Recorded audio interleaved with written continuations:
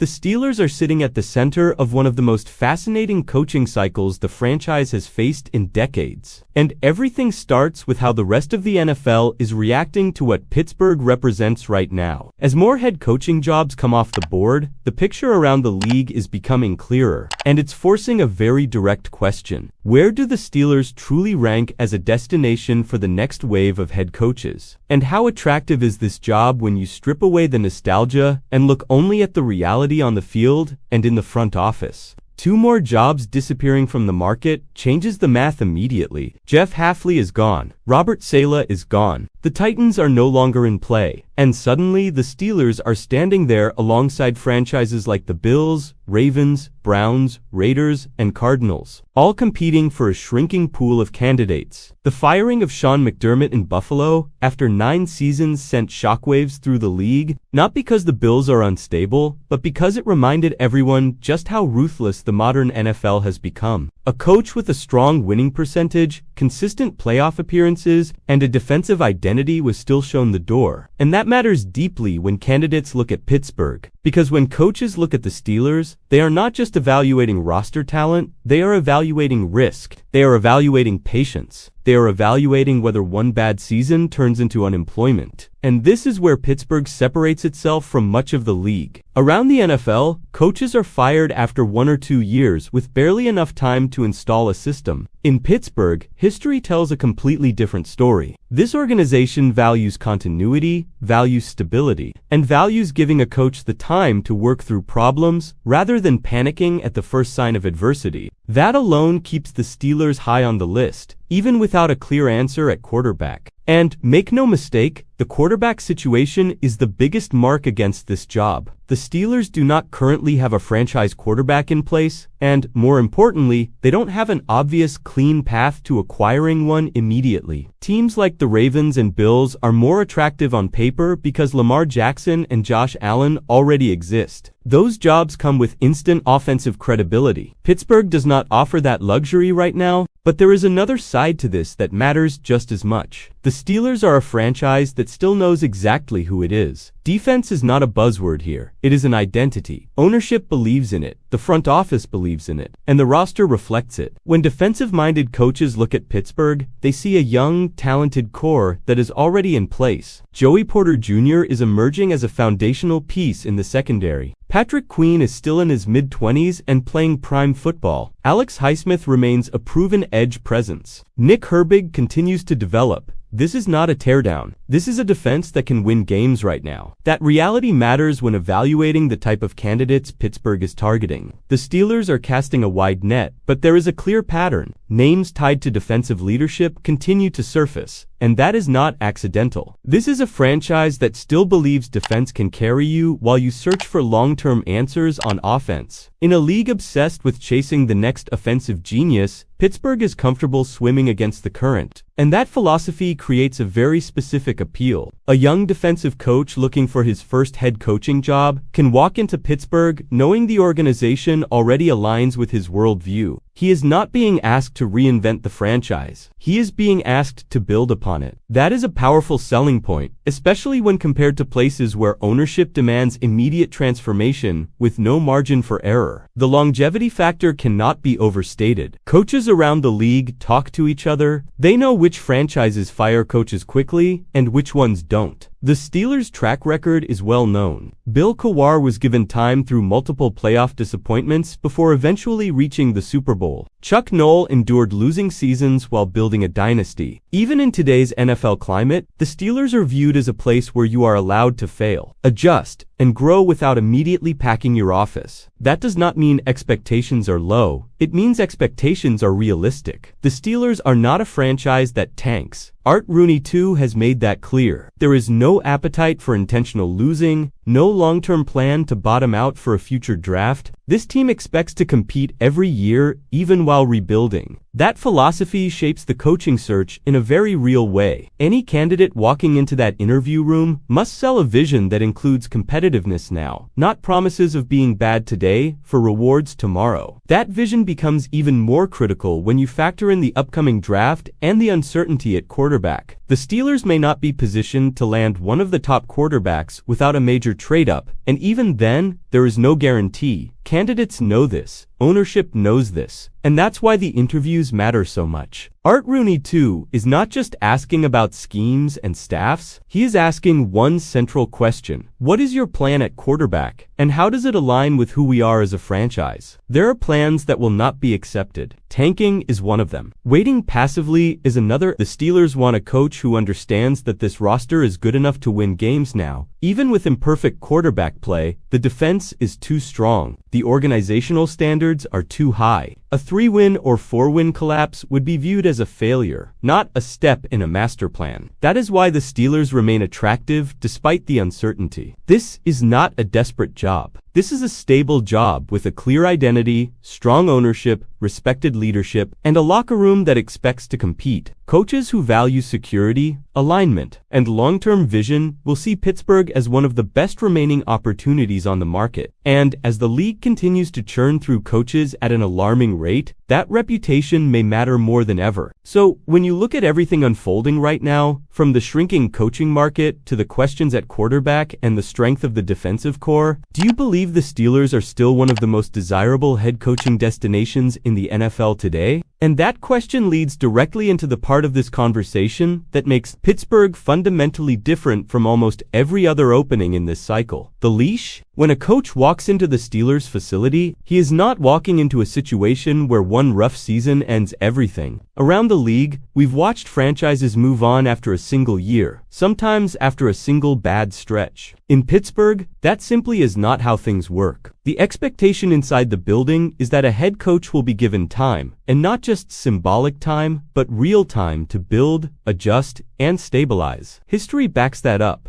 Bill Cowher did not win a Super Bowl immediately. He went through multiple playoff exits, including early ones, and still had the full backing of ownership. Chuck Noll endured losing seasons before the dynasty years ever arrived. Even in modern times, patience has remained part of the Steelers' DNA. This matters now more than ever because whoever takes this job is stepping into a league that is less forgiving than it has ever been. That contrast alone elevates Pittsburgh in the eyes of many candidates. Now let's be honest about the uncomfortable part. The Steelers are not walking into this hire from a position of offensive certainty. The quarterback room is unresolved, and the upcoming draft does not guarantee a clean fix. There's no immediate Josh Allen or Lamar Jackson waiting to be handed to the next coach. That reality lowers the job's appeal for some candidates, particularly offensive-minded coaches who prefer to build around an established quarterback from day one. Those coaches may naturally gravitate toward other openings where the hardest problem is already solved. But that does not mean the Steelers are unattractive. It means they are selective. The type of coach who fits Pittsburgh understands that this is a build that continues while competing. The roster is not broken. The defense is already capable of carrying the team through stretches of inconsistency on offense. The offensive line showed real growth over the course of the season. This is not a teardown. This is a continuation with recalibration at the most important position in sports. Ownership understands that solving quarterback is not always linear. They also understand that forcing desperation moves can do more harm than good. That's why, during interviews, the emphasis is not just on identifying a quarterback, but on managing the reality until the right opportunity presents itself. A coach who comes in promising instant miracles without acknowledging that reality is not going to align with how the Steelers operate. This is also where the idea of patience intersects with accountability. The Steelers will not tolerate chaos. They will not tolerate a lost locker room, but they will tolerate growing pains if the process makes sense and the team remains competitive. Even in a worst-case scenario, the expectation around the league is that a Steelers head coach would be given at least 3 seasons, almost regardless of record, to establish his program. That kind of security is rare, and it changes how candidates approach the job. Instead of selling fear-based urgency, they can sell structure. Instead of chasing quick fixes, they can build staffs designed for longevity. That includes coordinators, player development, and culture. In Pittsburgh, culture is not a buzzword. It is enforced from ownership down. Another key piece of this puzzle is leadership.